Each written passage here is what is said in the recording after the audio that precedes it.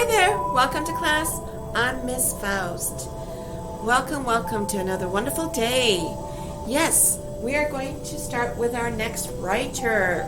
Are you excited? I know I am. You are? Good. Please make sure you have paper handy and a pen or pencil in order to take some notes. And there will be an assignment. 2 parts to the assignment today. Okay? So I hope you're ready. I am. Okay, are we ready? Let me check. Yes. So, our next writer is Sir Arthur Conan Doyle. Yes, indeed. One moment, please.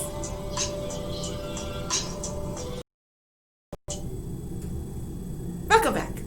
Yes. As I said, Sir Arthur Conan Doyle, he may sound familiar to you because he has an interesting character who's quite famous, namely Sherlock Holmes. And of course, his sidekick, Dr. Watson.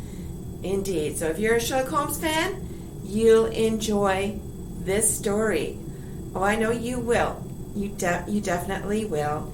Yes, indeed. He is not Guy de Maupassant, but he's just as interesting and mysterious.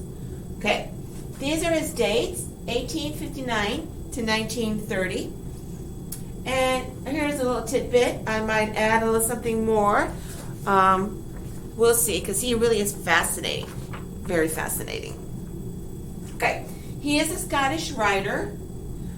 Yes, he was born in Scotland, but he's mainly known for being British, so to speak, because he did, live quite a long time in England and the like, and so on and so on. But yes, he was born in Scotland, Scottish. Okay. Yes, indeed, he was a physician. Hello, he's talking to us. He said hi. Yes, he did get a medical degree. And he was a spiritualist. It was a new religion during his time, Spiritualism. Okay? He is known for his Sherlock Holmes stories. That's what made him famous, not being a physician and spiritualist. It was those stories. And he's also known for fighting against miscarriages of justice. For example, there was a gentleman, let me get my handy dandy notes. There was a gentleman who was a son of a vicar. That's like a priest, a father, a minister in a small town, quite often. And this man, he ended up doing, let's see here, 3 years hard labor and his charge was injuring a pony. For that, he got 3 years of hard labor. And Sir Doyle basically fought in his name, okay? Because he didn't think that hard labor and injuring a pony were the same level, okay? So he did things of that nature during his lifetime, especially toward the end of his life, okay? Yes, he did lots of writing, and he started out more in the historical, write stories of historical type novels based on history, okay? He got his medical degree, so for a while he, let me make sure, he did practice, okay? And during that time, he started writing Sherlock Holmes stories. And he discovered that those stories were so interesting to the public, to his audience, that, you know what? I don't need to be a doctor anymore. Stop that. That's too much. I'll just base all my life on Sherlock Holmes and his stories. Yes, he made good money off of those stories. Okay? And at one point, he decided that he got a little bored, a little frustrated at one point with Sherlock Holmes. So he decided to retire the poor detective. Okay? Then during a war that England was fighting and the like, he served in a field hospital, so he didn't quite forget his medical experiences and know-how and all that. And at one point, he decided that, you know what? I need more money. Okay, his first wife had just passed away from tuberculosis. He got remarried. He was moving, a new house. He was financially strapped. So what does he do? He resurrected Sherlock Holmes, and Sherlock Holmes comes back. Okay, so that he has some more money for his lifestyle and to take care of his second wife and the like. And during that time, and it's again toward the end of his life, and I'm not talking like last 5 years, but in his later life, when he's older, he goes into spiritualism, and it was a new religion of spiritualism. So yes, and what was that all about? It was about, what do they say? A large part of spiritualism was the contacting of deceased relatives through seances. So he got interested in seances and the like. Okay. Because he, during World War I, he lost a brother and a son. So spiritualism would help him with that because he would be able to contact his loved ones. But overall, he will always be known for Sherlock Holmes. Okay. If you have any questions or anything, let me know. And if you need more information, contact me or feel free to Google Sir Arthur Conan Doyle. Yes, he is a sir. He was knighted. Let me see. I think there's some information about that. Let me check. Yes, he was knighted for his services during the war, and the one war that he was, working in a field hospital. Yes. But his fame as the creator of Sherlock Holmes was probably the major factor. Not so much that he helped out in a field hospital, but that he gained lots of money for the crown of England. Okay. All right. Again, having been born in Scotland, but Scotland and England, they sort of go together. So, British. Okay. But Scottish. Okay. So if you need to Google him, just remember he is a sir. He is knighted. You work hard for that title. Okay. If we come over here, please make sure you write this down.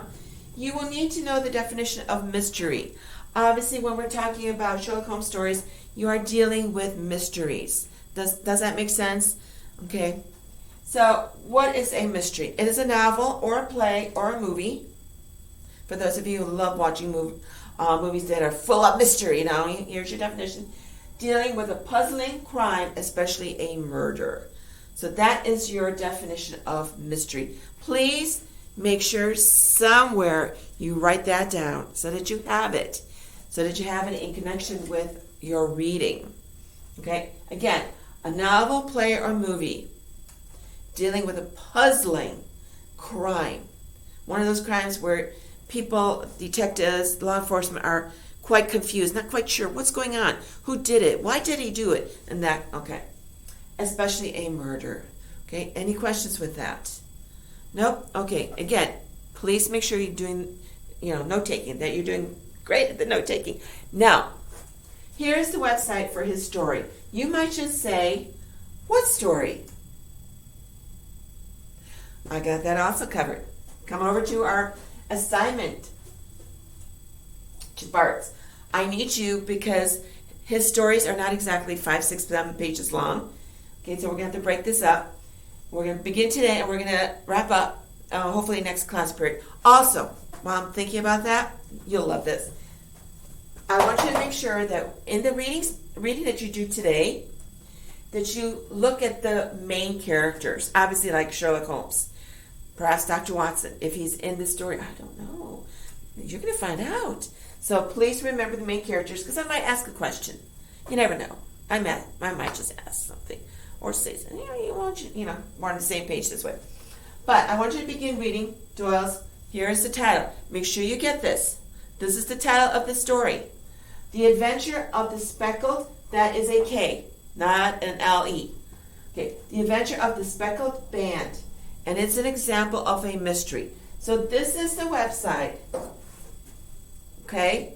Or you can just choose to put in text of Doyle's The Adventure of the Speckled Band, and you'll have lots of sources pop up, and you can just pick whichever one. But otherwise, you can use this one. So if you're able to, put a pause to this video and jot this down. It's not that bad. And let me fix this a little bit so it looks more like a D, in case you're going, maybe she's talking about an A, but you're probably going, yeah, PDF, it wouldn't be a PAF. Okay, but here's one source where you can get this story. Again, you are dealing with, make sure you understand this, Sir Arthur Conan Doyle's The Adventure of the Speckled Band. And I want you to start reading it today. Okay? Part 2, I need you to copy and answer the following. So make sure, are you doing this? Yep, I'm seeing it. Good. All right. Make sure you copy down those 3 questions. Please don't just write the answers. I like to see the questions. I like to know what I'm looking at. Okay? Here are questions. Who is relating the story? In other words, who's telling the story? Why does Helen seek out, again, that's a K. Why does Helen seek out Holmes? What happened to Helen's sister, Julia? Right now, that means nothing to you. And it will after a few pages of reading The Adventure of the Speckled Band. As I said, an example of a mystery. So go back to the definition. Okay? And just remember, Sir Arthur Conan Doyle, so famous for those mysterious little crimes that he came up with. Okay? So full of suspense. All right. Let me check to see if there's anything else I'd like to share with regarding Doyle. Let's see, that would be interesting. I think we basically covered it. Yep, indeed. So for right now, make sure you read that. Just begin reading it. You might look at it and go, what? This is a book. No, I hate to tell you this. There are some short stories out there. They could be 40, 50 pages long. And they're considered short stories. Yeah, it's amazing. Just remember, short stories are, not long enough to be a novel. Yeah. And novels tend to be, 100 pages and more. So people will say, oh, okay. So just remember that. You might look at it and go, this is not a short story. This is a little novelette. No, it's a short story. Okay. So get started so you can answer these 3 questions. And if you do have any questions or anything regarding those questions, please send me an email. Okay, otherwise, make sure I get that immediately, and it is due today. Okay, and yes, you cannot answer these without actually reading the story. Okay, and I do hope you have a wonderful, wonderful, mysterious day when you start reading that. A little mystery, a little suspense in your day. And until next time, take care. Bye-bye.